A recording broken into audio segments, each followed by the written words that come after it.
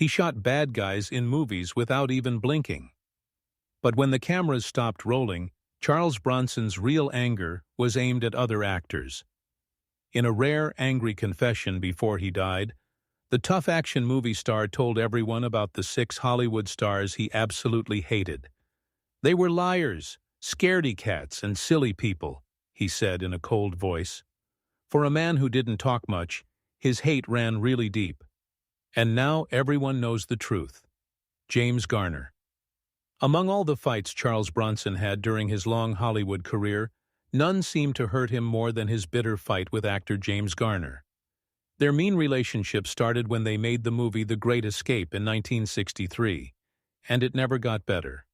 For Bronson, a man already known for being cold and quiet and never trusting Hollywood's fancy stars, Garner was everything he couldn't stand. And for Garner, Bronson's stone-cold attitude was a wall he didn't want to climb. The two men were completely wrong for each other from the very beginning. James Garner, with his easy charm, nice smile, and background in TV comedies, was used to movie sets where being friends was just as important as doing good work. He often made everyone feel happier, and he was famous for playing characters who were both funny and heroic. But Charles Bronson wasn't interested in having fun. He came to work like a soldier getting ready for war, quiet, tight, and super serious about his job.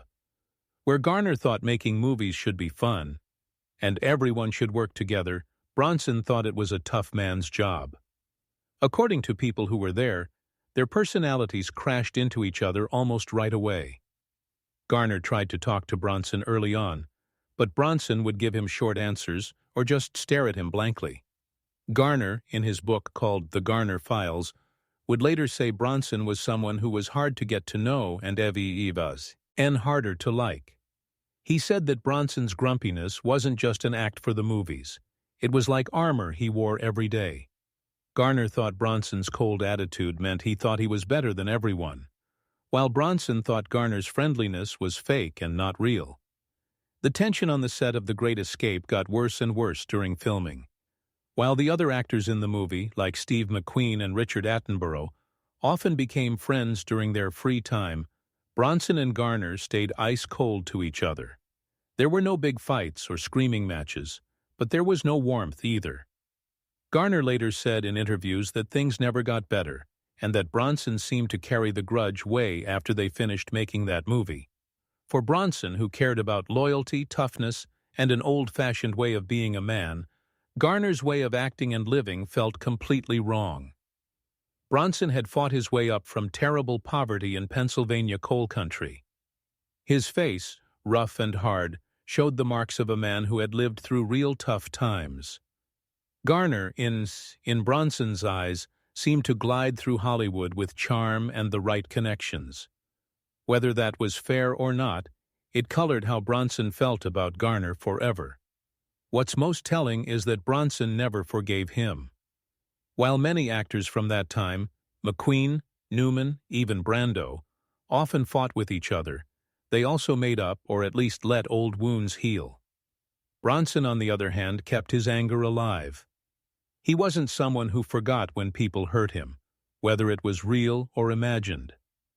People say he kept a mental list of people he hated throughout his whole life, and James Garner's name was written on it in permanent ink. This lasting hate is part of what made Bronson such a mysterious person. His grudges weren't fake, and they weren't for getting attention. He really disliked people he believed had crossed him or stood for something he hated. To Bronson, James Garner wasn't just a co-star he didn't get along with. He was a symbol of a Hollywood culture that Bronson didn't trust at all. Al Pacino, Robert De Niro, and Sylvester Stallone. In the tough world of 1970s action movies, Charles Bronson stood out as a symbol of strong, quiet masculinity. He rarely smiled on screen, and he definitely didn't have emotional outbursts. And that wasn't an accident.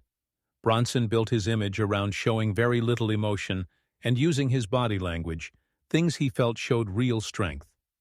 So when Hollywood started loving a new group of actors, thoughtful, emotional, and trained in method acting, Bronson pulled back.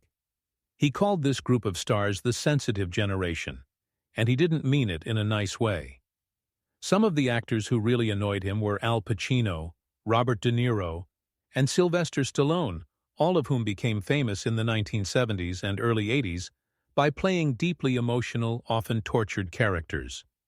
Bronson believed they were taking Hollywood in the wrong direction, away from toughness and realness, and into a kind of artistic navel-gazing that he found not only unconvincing, but really annoying.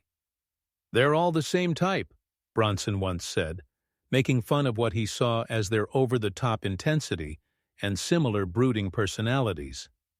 He even joked that he couldn't tell them apart. For Bronson, it wasn't just about how they acted, it was about their philosophy. He saw these actors not just as competition, but as examples of a bigger cultural change that put emotional weakness over physical strength. Pacino, with his Shakespearean explosions in Dog Day Afternoon and Serpico, was to Bronson the height of theatrical showing off. The very things that critics praised in Pacino, his explosiveness, his tortured humanity, were exactly what Bronson rejected. "Why yell when a stare will do?" was the hidden message of Bronson's screen philosophy, and he couldn't understand why actors like Pacino needed to break into sweaty monologues to make a point. Robert De Niro, another icon of the method approach, became famous through his transformative dedication to roles like Taxi Driver's Travis Bickle and Raging Bull's Jake LaMotta. But to Bronson, that kind of total immersion was theatrical vanity. He reportedly found De Niro's commitment to physical and psychological transformation, gaining weight, studying real-life people, methodically becoming dysfunctional characters, more like a circus act than real screen presence. Bronson didn't believe an actor needed to become the character. He believed the character should already exist inside you, or not at all. Even Sylvester Stallone, who might seem like a fellow action star, didn't escape Bronson's dislike. To Bronson, Stallone's Rocky series was too sentimental, his Rambo films too self-important. Stallone was part of the newer Hollywood that wrapped brute strength in emotional baggage. And while the two men never clashed publicly, Bronson reportedly thought Stallone's mix of muscles and melodrama was the complete opposite of what a tough guy should be. Bronson's distaste wasn't personal. It was based on his principles. He came from an older, more stoic school of acting where you didn't talk about your process, didn't need therapy to find a character's inner wound, and certainly didn't think pain needed to be explained on screen. You showed it through silence, through toughness, through quiet strength. That was the Bronson Code.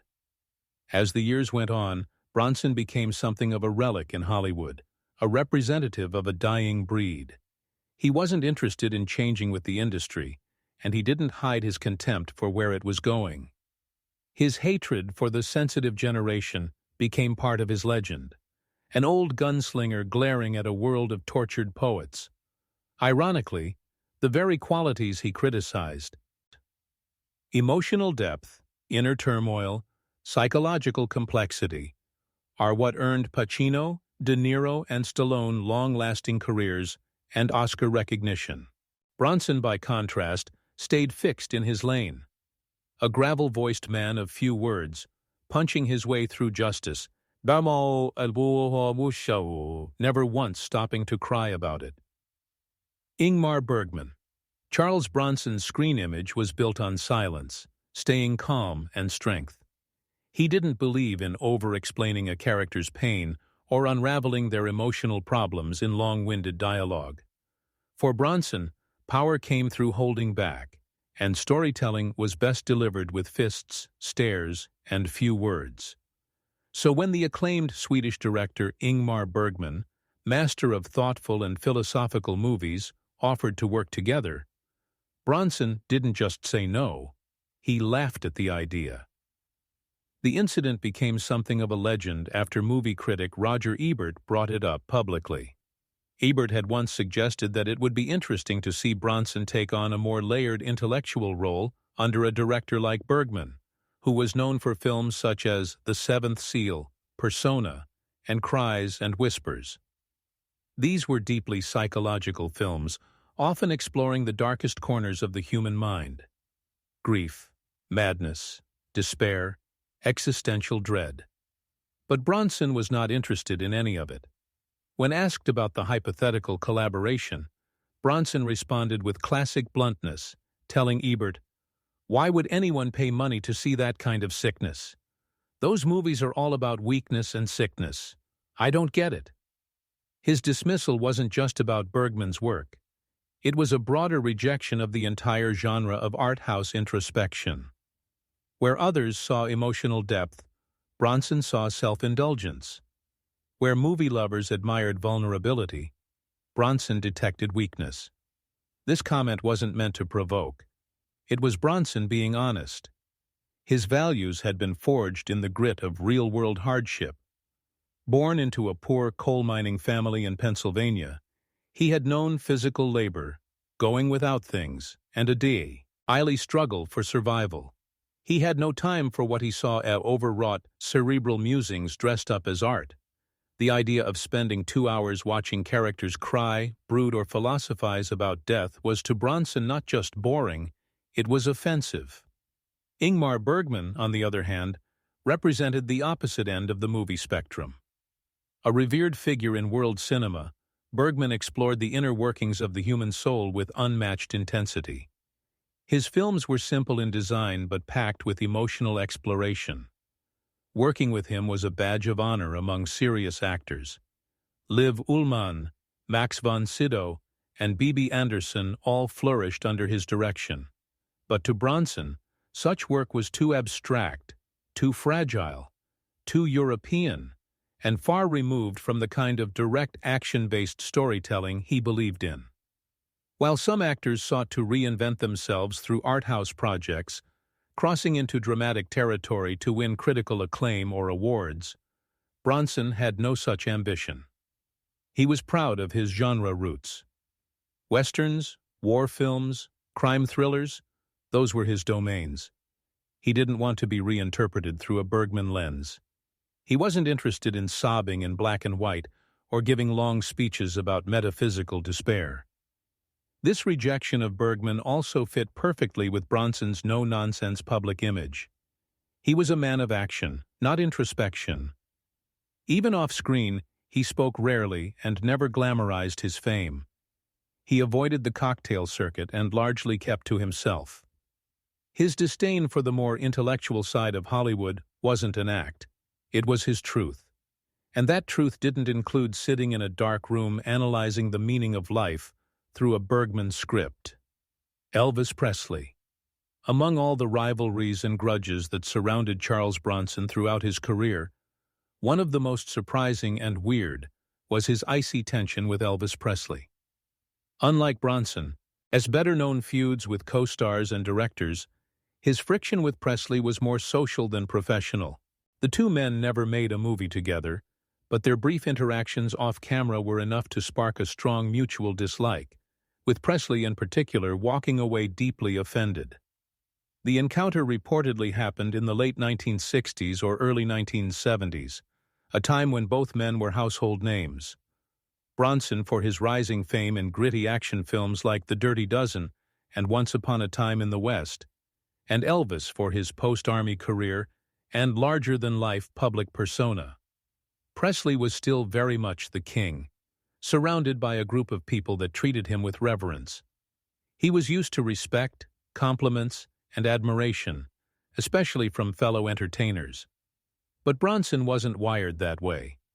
When their paths crossed at a Hollywood social event, possibly at a party hosted by a mutual friend, Presley greeted Bronson with friendly curiosity. But according to members of Elvis's inner circle, Bronson responded with stony indifference and subtle mockery. Bronson wasn't one to be starstruck, and if anything, he seemed amused by Presley's theatrical mannerisms and the adoration he received from his hangers-on. What Presley saw as charisma, Bronson appeared to see as performance. And worse yet, he wasn't shy about sharing that opinion. One of Presley's close associates later recounted that Bronson made snide comments about Elvis's fame, suggesting it was more about image than talent. He reportedly referred to Elvis as a muscle-bound smart aleck, a jab at both his flashy stage presence and his attempts at looking tougher through martial arts and fitness routines. For Presley, who had long sought to be taken seriously both as an actor and as a man, Bronson's sarcastic tone hit a nerve. It wasn't just what Bronson said. It was how he said it. He had a way of speaking that stripped the glamour out of celebrity. And to someone like Elvis, who was deeply sensitive to disrespect, Bronson's cold, dismissive demeanor was almost unbearable. Unlike most people Presley encountered, Bronson didn't fawn, flatter, or feign admiration. In fact, he barely acknowledged Presley's cultural stature at all. The result? Elvis left the event furious and humiliated. He reportedly told his entourage that Bronson was rude, ungrateful, and not worth the time. According to some sources, he even instructed his team to ensure he never had to be in the same room with Bronson again. While this wasn't a full-blown feud in the traditional Hollywood sense, it didn't spill into tabloids or escalate into public jabs. The animosity was very real, especially from Presley's side. For Bronson, the encounter likely didn't register as significant. He was known for his aloofness and complete lack of interest in Hollywood's social ladder. He didn't go out of his way to insult Presley, but he also didn't go out of his way to appease his ego, which in Elvis's world was just as bad, if not worse. Bronson simply wasn't impressed. And in a town built on reverence and flattery, that kind of indifference could cut deeper than open hostility. In later years, the incident faded into obscurity, overshadowed by Bronson's cinematic legacy and Presley's tragic downfall. There's no evidence that the grudge lingered beyond that one sour interaction, but it remains a telling moment in Bronson's life, a brief flash where his unyielding personality collided with one of the biggest stars in the world. And true to form, Bronson didn't flinch. Lee Marvin. By the time Death Hunt went into production in 1981, both Charles Bronson and Lee Marvin were seasoned veterans of Hollywood's tough guy era. Their on-screen pairing promised fireworks, with two of the most rugged, no-nonsense faces in action cinema sharing the screen. But off-camera, the chemistry was anything but smooth. What began as creative tête-à-tête quickly unraveled into a bitter personal clash, fueled by incompatible temperaments and fundamentally different philosophies on professionalism. Lee Marvin, the Oscar-winning star of Cat Ballou and The Dirty Dozen, was known not just for his gravelly screen presence, but also for his off-screen indulgences. A heavy drinker with a reputation for carousing, Marvin brought a wild-card energy to every set he worked on. While some directors and co-stars tolerated or even enjoyed his antics, Charles Bronson did not. For Bronson, famously stoic, disciplined, and allergic to Hollywood's self-indulgent culture, Marvin's behavior represented everything he loathed in the industry. Tensions emerged almost immediately during the production of Death Hunt, a gritty survival thriller set in the Canadian wilderness. Marvin's frequent drinking led to unpredictable behavior and costly delays. Sometimes he would show up late to set. Other times he would argue with crew members or simply be too drunk to shoot. Bronson, who was known for showing up on time, knowing his lines, and keeping to himself, found Marvin's chaos intolerable. Where some actors might have shrugged it off or kept the peace for the sake of the production, Bronson grew increasingly cold and resentful. Those who worked on the film described a palpable chill between the two stars, with Bronson avoiding Marvin between takes and giving him little more than curt replies when they were forced to interact. What made things worse was that Bronson had once admired Marvin's work, particularly in earlier roles that had emphasized grit and intensity. But any respect Bronson had for Marvin evaporated in the face of what he saw as unprofessionalism and arrogance. For Bronson, the issue wasn't just personal dislike. It was a violation of his deeply ingrained work ethic. Raised in a struggling Pennsylvania coal mining town, Bronson had clawed his way into acting with a quiet ferocity and a relentless focus on the job. To him, acting was not a playground for egos or vices. It was a craft that demanded discipline. Marvin's erratic conduct on Death Hunt was more than just irritating. It was, to Bronson, an insult to the very nature of their profession. The feud reached such depths that when Lee Marvin died in 1987, Charles Bronson made no effort to hide his disdain. While many of Marvin's former collaborators, friends and fans paid their respects at his funeral, Bronson stayed away. He didn't issue a statement. He didn't offer condolences. He simply refused to go. For those who knew Bronson, this was no surprise. He was not a man to forgive lightly, if at all. Bronson's refusal to attend Marvin's funeral wasn't a spiteful gesture. It was a final, silent verdict on a man he believed had betrayed the code Bronson lived by. It reflected Bronson's unwavering sense of principle, a defining trait that ran through his entire life. To him, discipline and mutual respect were non-negotiable. And Marvin, through his unchecked behavior on Death Hunt, had shattered that bond permanently. Michael Winner. Few actor-director pairings in 1970s and 80s cinema were as instantly recognizable or as infamously contentious as the one between Charles Bronson and Michael Winner. Their collaborations, particularly the Death Wish series, were wildly successful with audiences and helped cement Bronson's image as a hardened, no-nonsense vigilante. But behind the scenes, their relationship was anything but harmonious. By the time Death Wish 3 concluded filming in 1985, the bond between Bronson and Winner had completely deteriorated, with Bronson vowing never to work with Winner again. The seeds of their tension were sown early. Michael Winner, a British director known for his brash personality, flamboyant demeanor, and lack of subtlety, had a very different energy than the famously stoic, intensely private Bronson. Where Winner was loud and self-aggrandizing, Bronson was quiet and reserved. Where Winner enjoyed playing the showman, Bronson preferred to stay in the background, focusing only on his craft. This personality clash created a persistent undercurrent of friction throughout their years of collaboration. Their most well-known work together was Death Wish, 1974, a film that turned Bronson into a global icon of cinematic retribution. Though the film's box office success elevated both men's careers, it also marked the beginning of a slow-burning resentment. As the series went on, Bronson began to feel that Winner was coasting on the original film's notoriety, recycling the same themes with diminishing creativity. By Death Wish 3, Bronson allegedly referred to the production as a circus and openly questioned Winner's artistic credibility. To Bronson, a man of few words and fewer indulgences, Winner's approach to directing was both arrogant and sloppy. He reportedly hated Winner's tendency to shout directions on set, micromanage scenes, and prioritize spectacle over character. Bronson, who took pride in a disciplined, stripped-down style of performance, believed Winner lacked depth as a filmmaker and was only interested in exploiting violence for shock value. One telling detail: Bronson began calling Winner the worst director I've ever worked with in private conversations with friends and collaborators. It wasn't just a critique of style. It was a condemnation of Winner's character and methods.